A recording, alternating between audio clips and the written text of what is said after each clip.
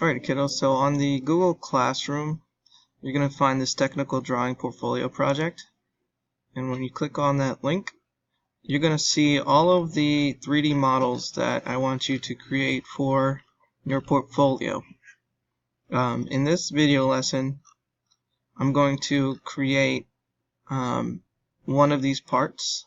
So I'm going to create problem 1-5. And the steps that I take for problem 1-5, I want you to take the same steps for all the other parts. All these parts should have the correct dimensions. So let's get started with problem 1-5. Gonna go home. So here it is already done. You can see I already did it. Go to new part. And with this open, I can see these dimensions. It's missing dimensions, so you're going to need to follow along with this video to make sure you have the right dimensions. New sketch. We're going to click on the XZ plane, and we're going to draw a rectangle that is 2 by 1. So 2, tab 1, enter. And you might notice that my background is a different color than usual. It's white. Let me show you how to fix that or change that. So if you go to Tools, Application Options, there's a Colors tab, and I have it set to Presentation and one color, and I just applied it and closed it, and it makes it white background so it's easy to see on screen. Alright, so back to 3D model, extrude. We're going to extrude that by 0.5. Enter, because right here I see it says 0.5. Let me zoom in a little bit on this. Okay, so 0.5. And then we're going to make this L shape here, which in the top view you can see that.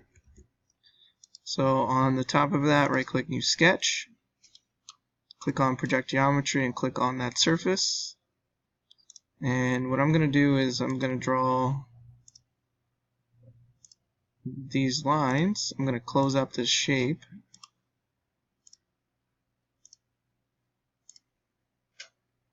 Just like so. And then I'm going to dimension between here and here, that's going to be 0.25. This one's also going to be 0.25. And I believe that, yep, accept. I should say fully constrained right here. Finish sketch. And that's going to get extruded up 0.75. That part right there. 0.75. We do have this cutout here, so we're going to cut that out. So you can do it on this side or this side. I'm going to do it on this side. So right click New Sketch, click on Project Geometry, click on your rectangle tool, draw a rectangle shape, and then we're going to dimension it last. So this is 0.5, and this is 0.25. Finish sketch, and we're going to extrude cut that. All. There we go. And then the placement of this hole is not shown, and it doesn't even give me the diameter here, so this technical drawing is wrong. But I know the size because I know this part. I made this part. Click on Project Geometry. So I think I just did that really fast. I right click New Sketch on this surface. Click on your circle tool. Your circle diameter is going to be 0.375. And make sure that you are on not radius. You want to be on diameter. So you know that because you see these lines going from end to end of the circle. So 0.375 is the diameter. And it is from the center to here 0.375. And from the center to here 0.5. Finish your sketch, extrude cut, all. Okay. Let's save that as problem 1-5. I already have it saved. I have a folder called models. I'm not going to save this because I already have it saved, but I would if I didn't do it already. Okay, go to new, drawing, and this is something that most of you keep forgetting, so let's just review. In the browser, you're going to right click, delete the large ANSI. You're going to click on your drawing resources, click on title blocks, and right click insert ANSI A. And then on sheet 1, right click edit sheet, make that size A. We're almost always going to use size A unless I tell you to use a different size. So remember that. Always use size A unless I tell you to use a different size. Click OK. Then click on your base. Move the front view to the left side. This is the right front view. And click on your top and your side and your isometric and click OK. I'm going to save it as 1-5 example. It wants me to save. It always wants you to save when you have a drawing. I'm going to double click on the ISO, turn on shading, click OK. Then I click on the Annotate tab. And then I click on Dimension. And to dimension this part properly, we're going to dimension this length, this length. We're going to dimension this length, and notice something. So if I click on this here, see how that extension line is touching the part? That's a no-no. We don't want that. Click Dimension, click on the corner, and click on this corner, and it should show you that it's not connecting. We're going to dimension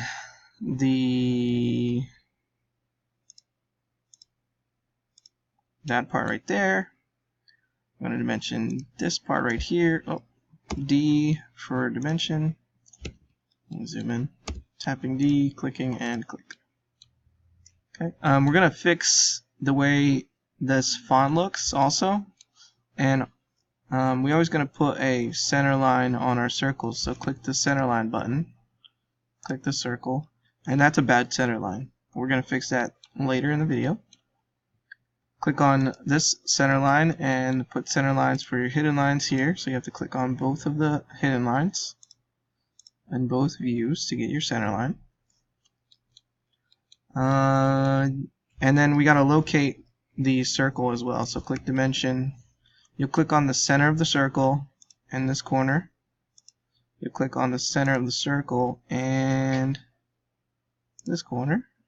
See how the 0.38 is like right here messing up? That's bad. We don't want that.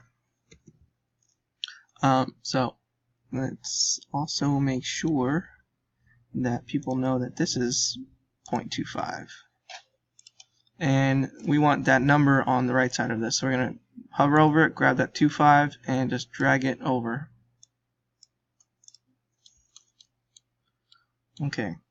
We're going to update eye properties, and then we're going to fix these issues here, like this bad center line and the dimension text. So first, right click on your model name, find eye properties and click that. In the summary tab, your title is going to be problem 1-5. Subject is engineering. The author is you, so your name. I'm your manager, so put Cruz. And company, make up a name, so Cruz's Machines, something related to you, something interesting.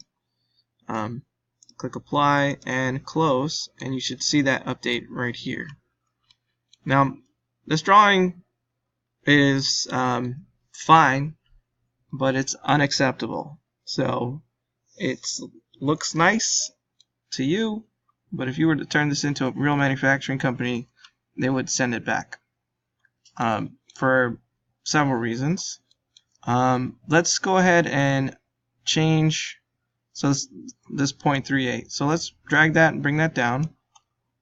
And the precision on this is wrong. So double click on the number and you're going to go to the Precision and Tolerance tab. Change your primary units to the 3.12 and your primary tolerance to the 3.123. Well, yeah, 0.123, 0.123 on both, and you'll see it change it to what we actually made it. And then click OK.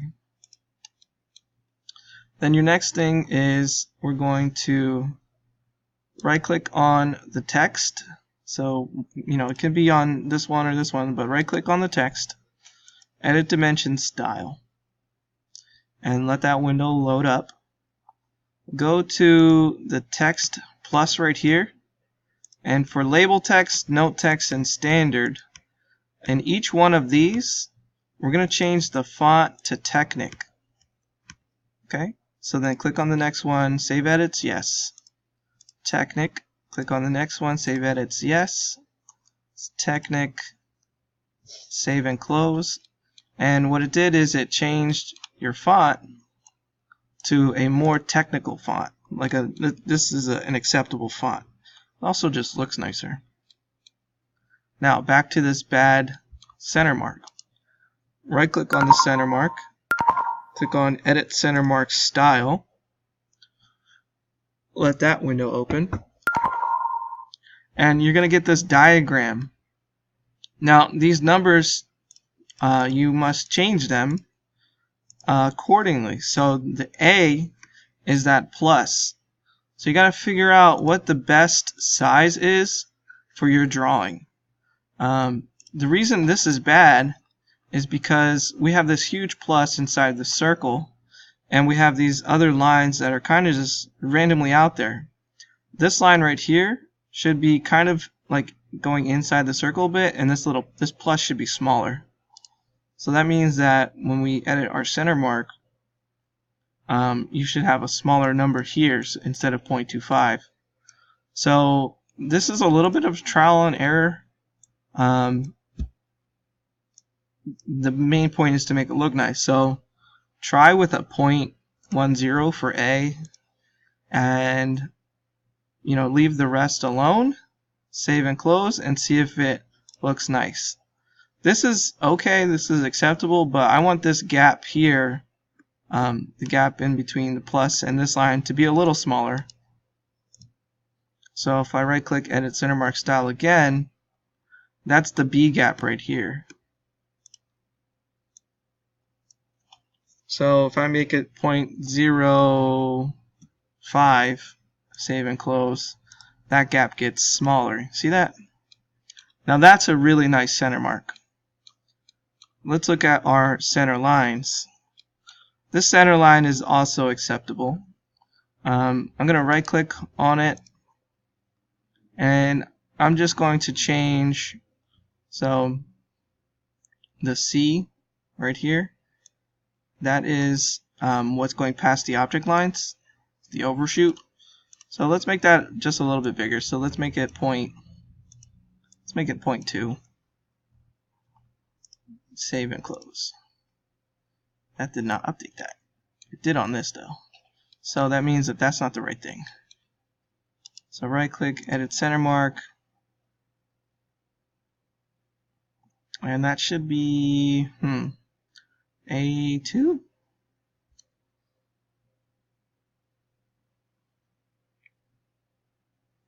I don't think I can change that. It's fine.